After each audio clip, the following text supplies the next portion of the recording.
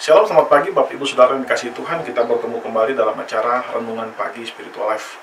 Pagi hari ini kita akan kembali melanjutkan pembacaan Alkitab kita yang sekarang terambil dari Kejadian 30 ayat 18. Saya akan bacakan bagian firman Tuhan ini bagi Bapak Ibu Saudara sekalian. Lalu kata Lea, Allah telah memberi upahku karena aku telah memberi hambaku perempuan kepada suamiku. Ia lalu menamai anak itu Ishakar. Bapak Ibu Saudara yang dikasihi Tuhan, di dalam pembacaan yang baru saja kita baca atau ayat yang baru saja kita baca, ini menjelaskan tentang bagaimana Tuhan mengaruniakan seorang anak laki-laki lagi kepada Lea melalui budaknya. Saudara, pada saat itu memang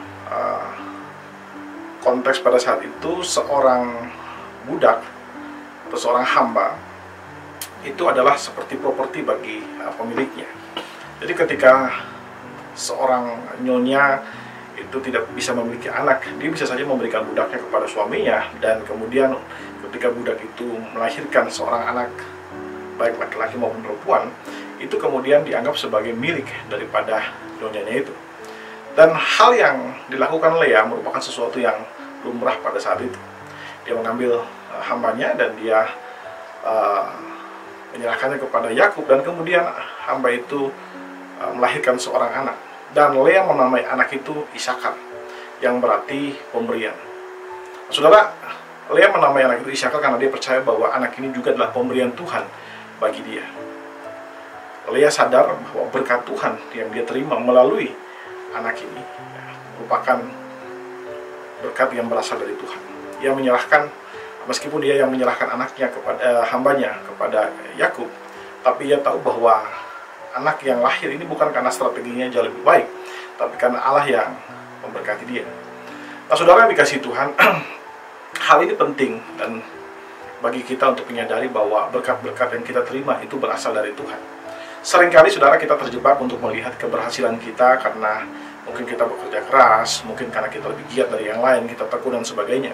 Sampai-sampai kita kemudian melupakan bahwa semua berkat dan keberhasilan yang kita terima, yang kita miliki, itu berasal dari Tuhan.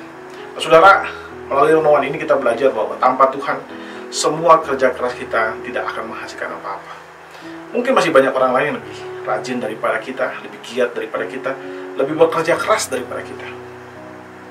Tapi kalau Tuhan memberkati kita, itu karena memang Dia mengasihi kita, Dia ingin memberkati kita. Karena itu saudara, mari kita lihat bahwa semua keberhasilan kita, semua hasil yang kita terima hari ini, itu karena Tuhan memberkati kita. Saudara, hal lain yang bisa kita pelajari juga dari bagian firman Tuhan ini adalah tentang bagaimana Lea belajar bersyukur di tengah-tengah kesulitan yang dihadapi. Saudara, Lea bukan menjalani kehidupan yang enak. Mungkin dia hidup dengan kekayaan yang merupakan warisan dari Abraham, kemudian kepada Ishak, lalu turun kepada Yakub. Tuhan memberkati di sana. Tapi kita lihat bahwa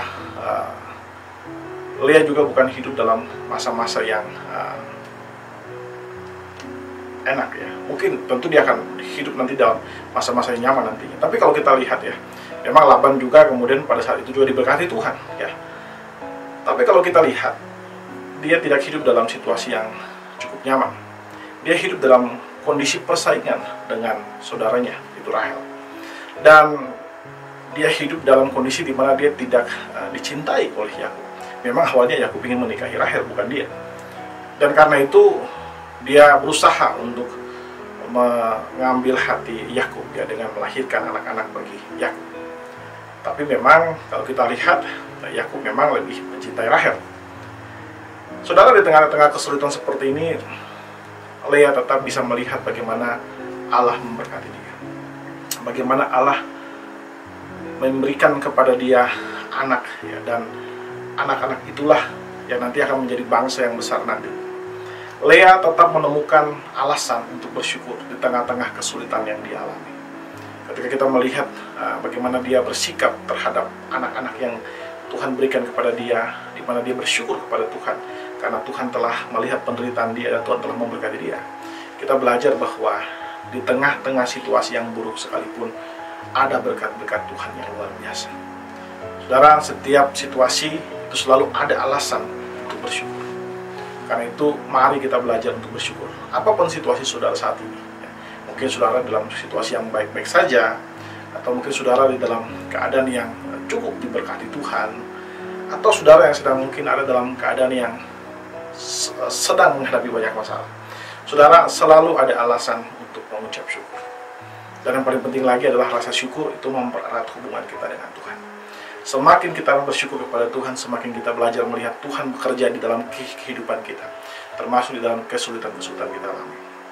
Sebaliknya, ketika kita tidak bersyukur, di mulut kita hanya keluar keluhan-keluhan kepada Allah, maka semakin hari kita melihat Allah semakin jauh daripada kita.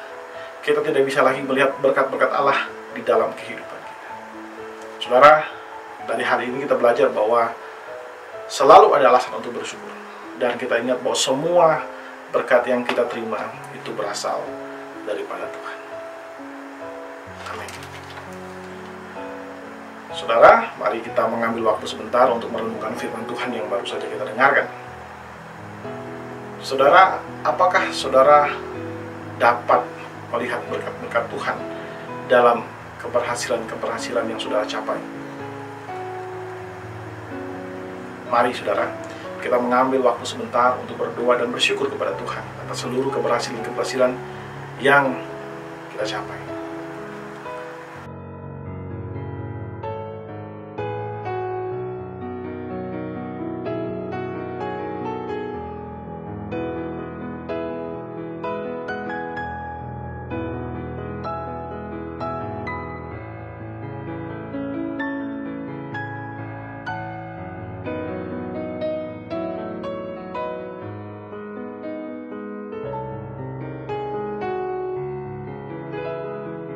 Mari kita selalu bersyukur kepada Allah.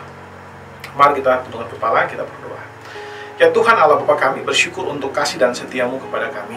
Terima kasih jika Engkau pagi hari ini masih menjagai kami dalam istirahat kami semalam.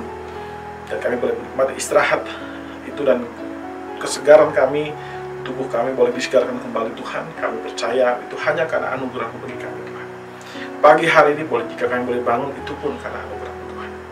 Dan kami bersyukur buat firman Tuhan yang pagi ini kami dengar, yang sudah mengajarkan kami bahwa di setiap musim kehidupan kami Engkau selalu hadir, dan Engkau selalu memberkati kami. Karena itu Tuhan, ajar kami untuk selalu menemukan alasan untuk bersyukur kepada Engkau, selalu mampu melihat kasih-Mu, jejak-jejak kebaikan-Mu dalam setiap kehidupan kami. Meskipun di dalam masa-masa sulit yang mungkin kami alami, kami tetap mampu melihat kebaikan-Mu Tuhan.